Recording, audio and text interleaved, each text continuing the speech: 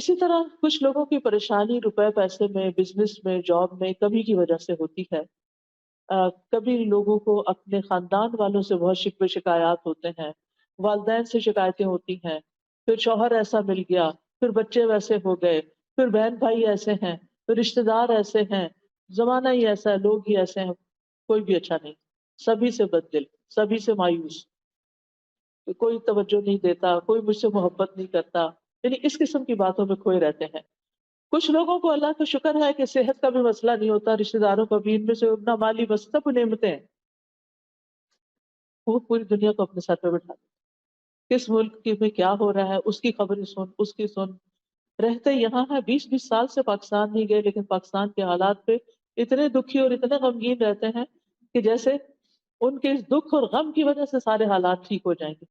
جس محفل میں بیٹھیں گے وہاں پالیٹکس ڈسکس کرنا شروع کر دیں گے، اور مستقل ایسا لگتا ہے کہ جیسے وہی سب سے زیادہ ایکسپرٹ ہیں ان ساری چیزوں میں، حالانکہ ان ساری باتوں کا ان کی ذات سے کوئی خاص تعلق نہیں ہے۔ جب آپ کسی ملک میں رہتے نہیں ہیں تو اس کے غم پالنے سے آپ کا کچھ بھلا نہیں ہونے والا۔ یاد رکھیے، خوشی یا مصیبت پہنچنے پر اپنے رویے، اپنے ریاکشن کو دیکھا کریں کہ میں اس پر ریاکٹ کس طرح کرتی ہوں، اور پھر اور اس ریاکشن کے بعد وٹ نیکسٹ، میں کیا کرتی ہوں۔ یعنی مثال کے طور پر شوہر کی کوئی بات بری لگی، اس کے ساتھ غصے سے ریاکٹ کیا، اس کے بعد اس کا بھی موڈ آف ہو گیا، آپ کا بھی ہو گیا، اب سارا دن کوئی بول چال نہیں، اب سارا دن اپنے آپ کو کھائے چلے جا رہے ہیں، کھائے چلے جا رہے ہیں۔ اب آپ کو کرنا کیا چاہیے؟ اب آپ سوچتے ہیں کہ اب یہ حالات ٹھیک کیسے ہو، کہ کچھ مرد حضرات تو ایک دفعہ ناراض ہو جائے تو پھر دن ہی لگ جاتے ہیں ان کو واپس لوٹنے میں، تو پھر آپ کو یہ پریشانی لگتی ہے کہ اب پتہ نہیں کس دن گھر کا ماحول ٹھیک ہوگا، اور پھر ابھی ٹھیک ہو نہیں رہتا کہ پھر دوبارہ کوئی مسئلہ پیش آ جاتا ہے۔ تو ضرور سوچیں کہ کہیں میری وجہ سے تو نہیں یہ ہوتا، کہیں میں تو اس کا سبب نہیں، کہیں میں تو اس کو اوور ریئیکٹ نہیں کر جاتی۔ کیونکہ دو چوائسز ہوتی ہیں آپ کے پاس، ایک یہ کہ آپ کسی ایسی سچویشن کو جو آپ پسند نہیں کرتے اس کو اگنور کر جائیں، وہاں سے ہٹ جائیں، وہاں سے نکل جائیں۔ کوئی بات بری لگی ہے تو تھوڑی دیر کے لیے اپنے آپ کو کنٹرول کر لیں، زبان سے کچھ نہیں نکالیں۔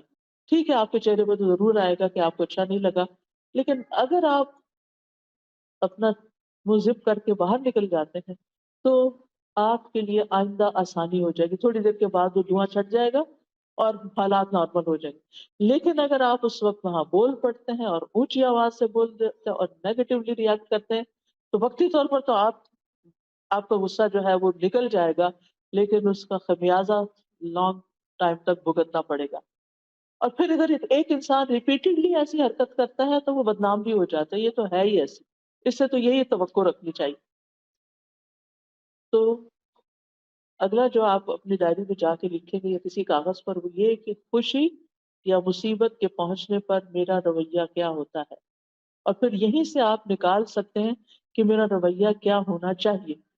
آپ اس پیپر کو یوں دیکھیں کہ جیسے یہ کسی کی بات لکھی ہوئی ہے کہ اس نے خوشی یا غم کے موقع پر یہ رویہ اختیار کیا، تو آپ کہیں گے ہے اس کا دماغ صحیح ہے، ایسا کیوں کیا؟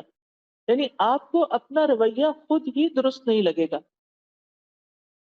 اس کے بعد یہ ہے کہ جب کوئی معاملہ خراب ہو جائے، جب حالات پریشان کن ہو جائیں، تو پھر آپ اپنے قابل اعتماد لوگوں سے ڈسکشن کر سکتے ہیں، سوال کر سکتے ہیں، اس معاملے کا حل پوچھ سکتے ہیں۔ لیکن اگر سامنے والا جس کو آپ اپنی کہانی سنا رہے ہیں، اگر وہ آپ کو آئینہ دکھانے کی کوشش کرے کہ یہ غلطی دراصل آپ سے شروع ہوئی ہے، تو اس کو اپنے اوپر ایک حملہ نہ سمجھے، اس کو اس کی خیر خواہی سمجھے کہ یہ شخص میرا ہمدرد ہے، کیونکہ آپ نے پہلے اس پہ ٹرسٹ کیا، اسی لیے تو آپ اس کے پاس گئے۔ تو ٹرسٹ وردی شخص کو پھر ٹرسٹ ہی کریں، اس کی کسی بات کو مائنڈ نہ کریں، اس کی بات کو پرسنل نہ لے لیں کہ یہ تو ہے ہی ایسا، اور پھر یہ بعض اوقات لوگ انجسٹ بھی ہوتے ہیں، صحیح بات نہیں بھی کر رہے ہوتے، لیکن وہ اپنے تجربات سے بات کر رہے ہوتے ہیں، یہ ان کے ایکسپیرینسز آف لائف ہوتے ہیں جن کی روشنی میں وہ آپ کو مسائل کا حل بتا رہے ہوتے ہیں۔ تو ایسی صورت میں جب آپ ڈسکشن کر رہے ہوں تو اس میں سب سے پہلی بات یہ، یعنی آپ کو مسئلہ پیش آیا، اب آپ کسی کے پاس گئے، آپ مسئلہ بتا دیں سب سے پہلے تو اپنے آپ کو کام ڈاؤن کریں، مسئلہ بتاتے ہوئے جذباتی نہ ہو، اپنے جذبات کو ایک طرف رکھ دیں، کیونکہ بہت سے لوگ جب مسئلہ بتاتے ہیں تو یا رونے لگتے ہیں، یا پھر کافی دیر تک وہ ان کو سمجھ نہیں آتی کہ انہوں نے کہنا کیا ہے۔ دوسروں کا وقت بھی بہت قیمتی ہوتا ہے۔ جب آپ کسی کے پاس کوئی مسئلہ لے کر جائیں تو پہلے گھر سے ہوم ورک کر کے جائیں کہ میں نے کیا لے کے کیا پوچھنے کے لیے جانا ہے۔ یہ نہیں کہ اس کے پاس بیٹھ کے بار بار یہ کہیں میں تو بہت کچھ سوچ کے آئی تھی لیکن میرے دماغ سے سب کچھ اڑ گیا ہے۔ تو اس طرح کی باتیں نہ کریں، بلکہ اپنا وقت بھی استعمال کریں اور دوسرے کا بھی کریں، چاہے بہن ہی ہو، آپ کی دوست ہو، آپ کے ہسبینڈ ہو، کوئی بھی ہو، پہلے سے ہوم ورک کرے کہ میں نے کہنا کیا ہے، اور پھر جب آپ اس کے پاس جائیں اپنی بات کو اچھے سے بتائیں اور اس کی بات کو پوری توجہ کے ساتھ سنیں، بہت اچھے سے سنیں، بیچ میں اس کی بات نہ کاٹیں، بیچ میں نہ بولیں۔ جب وہ بتانے لگے، کچھ آپ کو سمجھانے لگے، چاہے آپ کو پسند آ رہا ہے یا نہیں آ رہا، جواب آپ کی مرضی کے مطابق ہے یا نہیں ہے، تو آپ اس کو سن لیں ایک دفعہ، کوئی اور رائے نہ دیں، پھر آپ بیٹھ کے اس کی نیت پہ شک نہ کرنے لگے کہ یعنی کہ اس کی نیت ہی خراب ہے، یہ تو میرا بھلا چاہتا ہی نہیں، کیونکہ دنیا میں کوئی ٹول ایسا ابھی تک ایجاد نہیں ہوا جس سے کسی کی نیت پرکھی جا سکے۔ اس معاملے میں بھی اور عام طور پر بھی کسی کی نیت کو اٹیک نہ کریں۔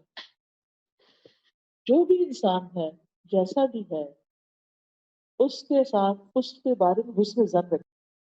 اللہ سبحانہ وتعالیٰ قرآن مجید میں بندوں کو مایوس ہونے سے منع فرماتا ہے کہ لا تقنطوا من رحمت اللہ ان اللہ یغفر الذنوب جميعا، اللہ کی رحمت سے مایوس نہ ہو، اللہ سبحانہ وتعالیٰ سارے گناہ یقینی طور پہ معاف کر سکتا ہے، وہ معاف کر دے گا۔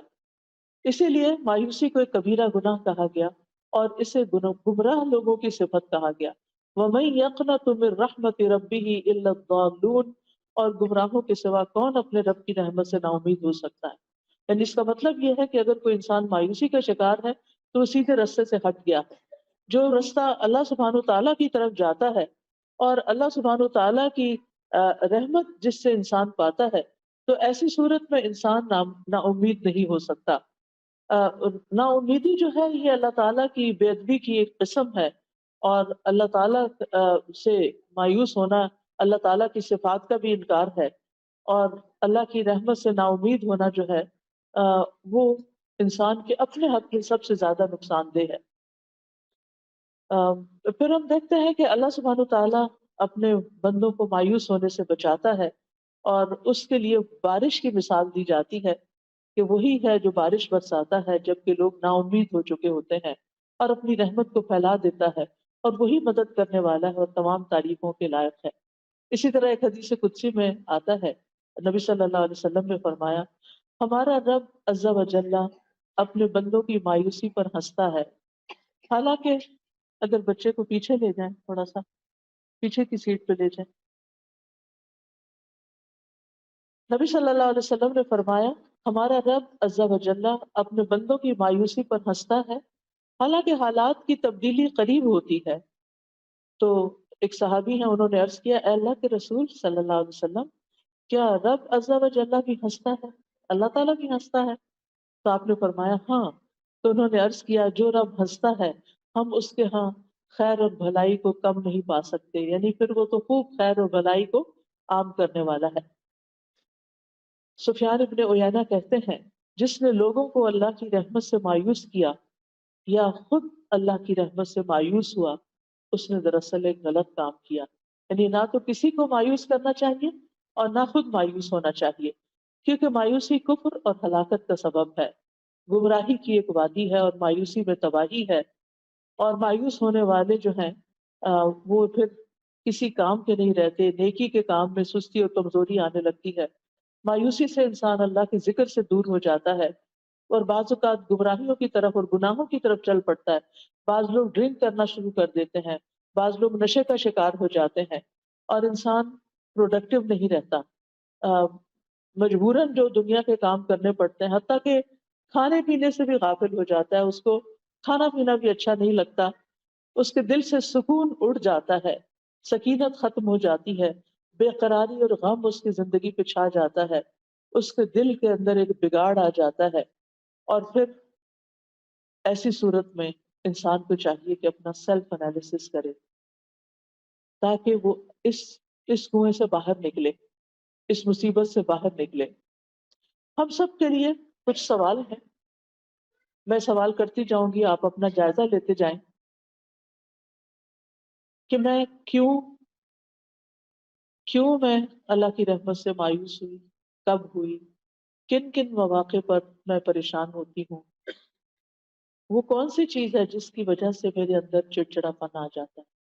آپ گھر جا کے ان سوالوں کو لکھ بھی سکتے ہیں، یعنی پہلے تو مرض کو ڈائگنوز کریں کہ وہ کون سی چیز ہے جس کی وجہ سے مجھے بہت غصہ آ جاتا ہے، میں بہت پریشان ہو جاتی ہوں، میں ڈپریشن میں چلی جاتی ہوں، میں مایوسی میں چلی جاتی ہوں۔ دوسرا سوال یہ کہ پھر میں اس سے نکلنے کے لیے کیا کرتی ہوں، یعنی کیا میں اس میں جب گرتی ہوں تو پھر میں گری رہتی ہوں یا میں باہر آنے کی کوشش کرتی ہوں۔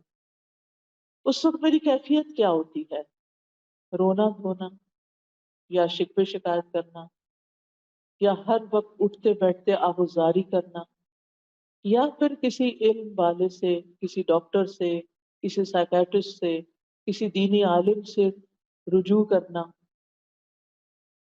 اب دیکھیے کہ ہم میں سے ہر ایک کی آزمائش فرق ہوتی، لیکن دنیا کا کوئی انسان ایسا نہیں کہ جو آزمایا نہ جائے۔ مثلا ہم چھوٹی چھوٹی چیزوں پر بھی اپنی زندگی میں پریشان ہوتے ہیں۔ مثال کے طور پر آپ جس گھر میں رہتے ہیں وہاں کا شور، بچوں کا شور یا کسی کا اونچا بولنا آپ کو بہت ڈسٹرب کرتا ہے، جس کی وجہ سے آپ سارا دن ڈسٹرب ہی رہتے ہیں۔ پھر اسی طرح کسی کا اصول توڑنا، مثلا آپ اپنے ہسبینڈ کے ساتھ گاڑی میں جا رہے ہیں، وہ اسٹاپ سائن پہ رکتے نہیں، وہ ڈرائیونگ کرتے ہوئے اسپیڈ لمٹ سے آگے چل پڑتے ہیں۔ آ، اس طرح کی چھوٹی چھوٹی باتیں آپ کو، وہیں گاڑی میں بیٹھے بیٹھے آپ پریشان ہو جاتے ہیں، آپ اتنے شوق سے کسی پکنک پہ جا رہے ہیں لیکن وہ جو راستے میں ٹریفک رولز توڑے جا رہے ہیں اور آپ ٹینس بیٹھے ہوئے ہیں کہ ابھی کسی کو آپ نے دیکھ لیا تو اب شامت آئی، اور اب پتہ نہیں کیا ہوتا ہے، کوئی ایکسیڈنٹ ہو، یعنی سارا وقت جو ہے وہ آپ کا ایک ٹینشن میں، ایک پریشانی میں اور ایک خوف میں اور ایک غم میں گزرتا ہے، حتیٰ کہ آپ نہ ریلیکس ہوتے ہیں، نہ کوئی بات کرتے ہیں، نہ ہنس سکتے ہیں، نہ خوش ہو سکتے ہیں۔ سارا وقت آپ کی نظر جو وہ سڑک پر لگی ہوئی ہے کہ اب پتہ نہیں کیا ہوگا اور اب کیا ہوگا۔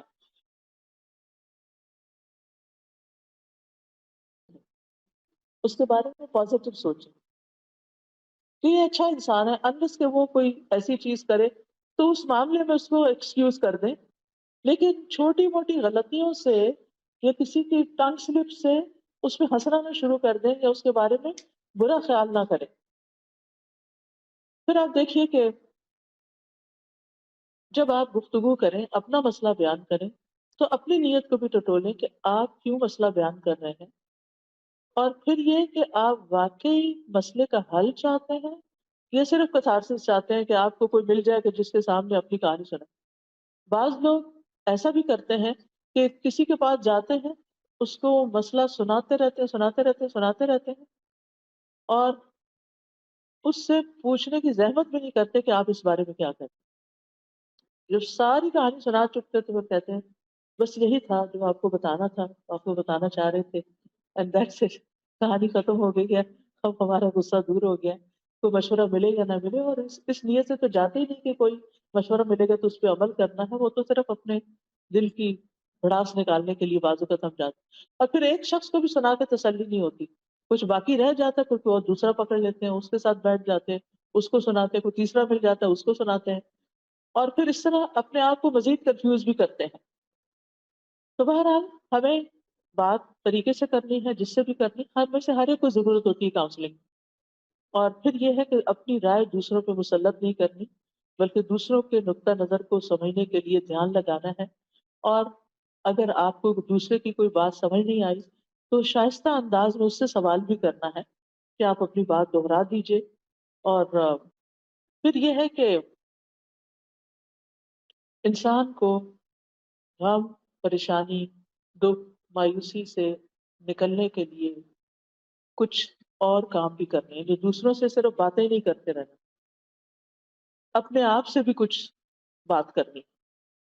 اپنے ایسے مواقع پر اپنے آپ کو ٹائم دیجیے، اپنے آپ سے سوال کیجیے، اپنے آپ کو کچھ سکھائیے. کیسے؟ نمبر ون، اس دنیا کی حقیقت کو سمجھیں. جو لوگ اس دنیا کی حقیقت کو سمجھ جاتے ہیں ان کی پریشانیاں ختم ہو جاتی، کیونکہ وہ اس دنیا کی طرف نہیں دیکھتے بلکہ وہ آگے کی دنیا کو دیکھتے ہیں. وہ یہاں کے غم بھلا دیتے ہیں آخرت کے غموں کے ساتھ، کیونکہ غم کا مقابلہ غم سے کرنا ہے. تو جب ان کو آخرت کی فکر لگ جاتی ہے تو دنیا کی بہت سی فکریں سب سائڈ ہو جاتی ہیں. وہ کہتے ہیں یہ تو کچھ بھی نہیں. جب زمین کے اوپر رہنا مشکل لگتا ہے تو زمین کے اندر جو لوگ پڑے ہوئے ہیں قبرستانوں میں، جب ان کے بارے میں سوچیں گے تو کیا ہوگا؟ زمین کے باہر رہنا، اوپر رہنا پرسکون لگے گا. رات کو اگر نیند نہ آئے اور خیالات ڈسٹرب کریں تو اپنی سوچ کا رخ موڑیں ان لوگوں کی طرف جو قبروں کے اندر ہیں اور ان کو ایک پل کے لیے بھی چین نہیں ہے. تو آپ سوچیں کہ مجھے تو اللہ نے اتنا اچھا کمرہ دیا ہے، اتنا اچھا گھر دیا ہے، اتنا کمفرٹیبل بیڈ دیا ہے، میرے لیے ہیٹنگ اور کولنگ کا انتظام ہے، میرے پاس سب کچھ ہے، میں آخر کس بات پہ پریشان ہو رہی ہوں؟ تو یاد رکھیے، مشکلات اور پریشانیاں زندگی کا حصہ ہیں. کیوں؟ اس لیے کہ اللہ سبحانہ وتعالیٰ نے ہمیں اس دنیا میں ٹیسٹ کرنے کے لیے بھیجا ہے. الذی خلق الموت والحیات لیبلوکم ایکم احسن عملا. وہ جس نے موت اور زندگی کو بنایا تاکہ تمہارا امتحان لے کہ تم میں سے کون اچھے عمل کرتا ہے، کس کے ریاکشنز، کس کے رسپانسز زیادہ اچھے ہیں. یعنی زندگی میں کام کاج کرتے ہوئے کسی بھی چیز، کوئی بھی کام، چاہے آپ ڈرائیونگ کر رہے ہیں، چاہے آپ کوکنگ کر رہے ہیں، چاہے آپ لانڈری کر رہے ہیں، ان ساری چیزوں میں انسان تھکتا ہے. انسان تھکتا ہے کام کرتے ہوئے. کچھ لوگ ہوتے ہیں وہ اظہار نہیں کرتے، ان کا وقت بھی گزر جاتا ہے. اور کچھ لوگ ہوتے ہیں ہر تھوڑی دیر کے بعد کہتے ہیں آج تو بہت تھک گئے، بہت تھک گئی. یعنی جو پاس بیٹھے ہوں گے وہ بیزار ہو جائیں گے سن سن کر آپ کی تھکاوٹ کی بات. نتیجہ کیا ہوتا ہے؟ وہ آپ کے پاس بیٹھنا نہیں چاہیں گے.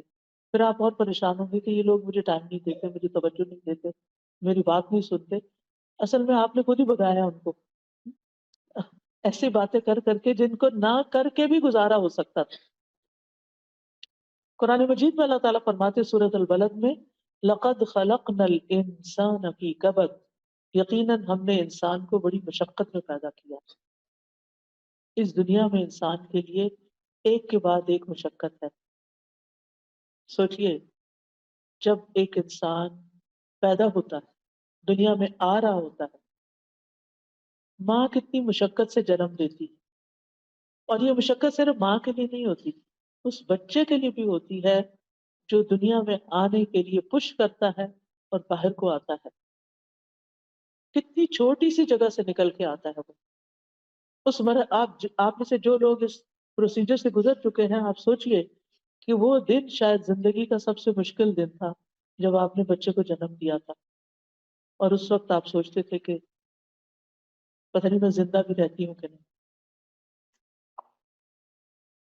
ایسی صورت میں جب ہمارا آغاز ہی مشقت سے ہوا، آمد ہی تکلیف کے ساتھ ہوئی ہے، تو پھر اینٹیسپیٹ کرنا چاہیے کہ آئندہ زندگی میں بھی مشکلات تو ہوں گی. ہمیں اس دن کا درد یاد نہیں، لیکن اگر آپ اپنی مدر سے پوچھیں تو وہ بتائے گی کہ دنیا میں آتے ہی آپ نے رونا شروع کر دیا تھا. کیوں رو رہے تھے بھائی؟ شیطان نے آ کے زور سے تھپڑ مارا. حدیث سے پتہ چلتا ہے، میں اپنے پاس سے بات نہیں بتاتی، کہ ابن آدم جب پیدا ہوتا ہے شیطان پہلے سے انتظار میں کھڑا ہوتا ہے. اپنے رشتہ دار تو باہر کھڑے ہوتے ہیں نا، یعنی جب بچے کی پیدائش ہوتی ہے تو باقی تو ماں باپ یا بہن بھائی باہر کھڑے ہوتے ہیں انتظار میں، شیطان اندر پہنچا ہوا ہوتا ہے. اس لیے جو بچیاں بھی بچوں کو جنم دیتی ہیں وہ اس وقت یا تو قرآن کی تلاوت سنتی رہیں یا آیت الکرسی لگائیں یا اللہ کا نام ذکر کریں، خود بھی ذکر کریں اگر ہمت ہے، ورنہ جو آپ کے ساتھ ہیں وہ آپ پر پڑھ کے سنائیں. یا اب تو الحمدللہ اگر کسی کو نہیں بھی پڑھنا آتا تو اپنے سیل فون پہ آپ قرآن مجید کی صورت کوئی بھی لگا دیں، صورت الرحمن لگا دیں، صورت مریم لگا دیں، کوئی بھی صورت لگا دیں، آپ صورت طٰہٰ لگا دیں، آپ اس کو سن سکتے ہیں. سورۃ البقرہ لگا دیں، سورۃ البقرہ لگانے سے شیاطین بھاگتے ہیں. تو بہرحال اس وقت شیطان آ کے بچے کو ٹھونکا لگاتا ہے اور پھر انسان روتا ہے. اور آپ نے دیکھا ہوگا کہ جو بچہ روتا نہیں ہے نا، ڈاکٹر اس کو کیا کرتے ہیں؟ رلاتے ہیں، اس کو تھپکاتے ہیں اور رلاتے ہیں. پھر آپ دیکھیے کہ آپ کو بھوک لگی تھی، آپ کو ماں کے سینے سے لگایا گیا، ماں کو تکلیف ہوتی؟ پہلے بچے کی دفعہ خاص طور پہ اور ہر بچے کی دفعہ جب وہ دودھ پلانا شروع کرتی ہے تو اس کو تکلیف ہوتی، بچے کو مشکل ہوتی. شاید آپ نے دودھ نہیں پلایا، ہوتی ہے نا، کتنی مشکل ہوتی. اس کو سک کرنا نہیں آ رہا ہوتا، وہ منہ میں رکھ کے سو جاتا ہے، اس کو ماں ہر وقت جگاتی ہے اٹھو دودھ پیو. کیونکہ جو بچے نہیں دودھ پیتے اس وقت یا ان کو غذائیت پوری نہیں ملتی تو کیا ہوتا ہے؟ واپس ہاسپٹل میں جانا پڑتا ہے. کتنی مشقتوں سے بچہ صحیح طور پر کئی دن میں دودھ پینے کے قابل ہوتا ہے اور ماں کی تکلیف دور ہوتی ہے کہ وہ بچے کو پلا سکے. پھر آپ دیکھیے کہ آپ کھانا شروع کرتے ہیں. جب آپ پہلی دفعہ کھانا کھاتے ہیں یا پہلی دفعہ مرچیں کھاتے ہیں، یعنی دیسی بچے جو ہیں ان کے ماں باپ کو لازم ہوتا ہے کہ وہ بچوں کو بچپن میں مرچ کھلائیں تاکہ بڑے ہو کے کھا سکیں. تو آپ دیکھیے کہ کتنا مشکل ہوتی، بار بار پانی پی رہے ہوتے ہیں. مجھے اچھی طرح یاد ہے کہ وہ جب میں چھوٹی تھی تو 7 گلاس کھانے کے 7 گلاس، ہر نوالے کے بعد پانی، ہر نوالے کے بعد پانی. کتنا نقصان دہ ہے لیکن مرچیں برداشت نہیں ہوتی. بہرحال پھر آپ دیکھیے کہ بولنا شروع کرتے ہیں، مشکل ہوتی، کتنی مشکل ہوتی ہے. بچے کو کتنی دفعہ ایک لفظ سنانا پڑتا ہے بار بار بار بار، پھر وہ سیکھتا ہے. پھر آپ دیکھیں کہ الفاظ جوڑتے ہیں، پھر جملے بناتے ہیں، پھر پیراگراف بنتے ہیں، لکھنا شروع کرتے ہیں، مشکل ہوتی. کوئی کٹنگ کا آرٹ اینڈ کرافٹ کرتے ہیں، مشکل ہوتی ہے. پھر آپ بچے کو بٹھاتے ہیں، کتنی دفعہ پٹکتا نیچے، سر اس کا لگتا ہے جا کے گر جاتا ہے. کبھی اس کو سہارے دے دے کے بٹھاتے ہیں، کبھی کہیں بٹھاتے ہیں. بیٹھنے سیکھنے میں، پھر کرال کرنے میں مشکل ہوتی. پھر آپ دیکھیں کہ چلنے میں تو اور مشکل ہے. ہر چند قدم کے بعد بچہ گرتا ہے، جب دوڑنے لگتا ہے تو ٹکراتا ہے چیزوں سے جا جا کے. بچپن کی مشقتیں ہمیں یاد نہیں ہوتی، وہ تو ہماری ماں برداشت کرتی ہے نا ساری کچھ، جس کو پھر ہم بڑے ہو کے بھول جاتے ہیں اور اس کی چھوٹی چھوٹی باتوں کو مائنڈ کرتے ہیں. پھر اسکول جانے میں مشکل ہوتی، کتنی مشکل.